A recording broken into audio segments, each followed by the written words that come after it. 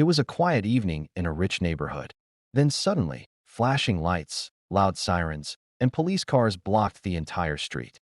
People rushed out of their homes, confused and curious. "Who are they after?" someone asked. "Look, it's Mr. Daniels' mansion," another whispered. Through the megaphone came the voice of the deputy. "Mr. Daniels, you have 5 minutes to come out, or we're breaking in." The neighbors gasped. Mr. Daniels, the same man who sponsored the local school, who paid hospital bills for people he barely knew, now being surrounded like a criminal. A few moments later, the grand front door opened slowly. Mr. Daniels stepped out, wearing a white shirt, calm but confused. "What's happening here?" he asked, hands in the air. The lead officer walked up to him and showed a document. "Sir, we received intel linking you to drug and human trafficking. We have a warrant to search your property." "What?" Mr. Daniels' eyes widened. "That's ridiculous. I've done nothing wrong."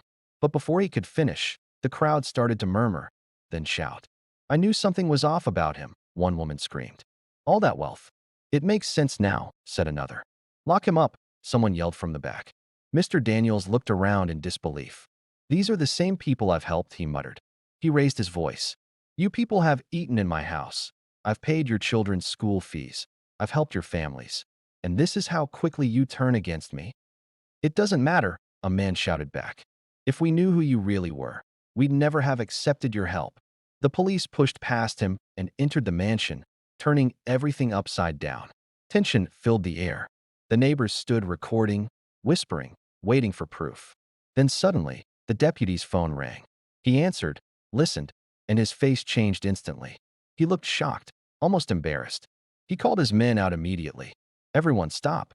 Stop!" he shouted. He walked up to Mr. Daniels, removed his cap, and said quietly, "Sir, we sincerely apologize. It was a wrong intel.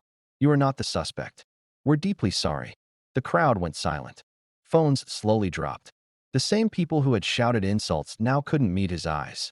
Mr. Daniels took a deep breath and looked at them one by one. He smiled faintly, but there was sadness in his voice. "Thank you, officer. You've done your job. But today, I learned something important. People forget good deeds faster than they remember their own names. One rumor, and all your kindness disappears. I helped you not for thanks, but I never thought you'd be the first to throw stones when lies came knocking." He turned around and walked back inside as the police left quietly. The crowd remained silent, ashamed, realizing what they'd done. That night, a single sentence trended across social media. "Sometimes, it's not your enemies who betray you. It's the silence of the ones you once helped." Thought balloon: if you believe good people deserve better, type true in the comments.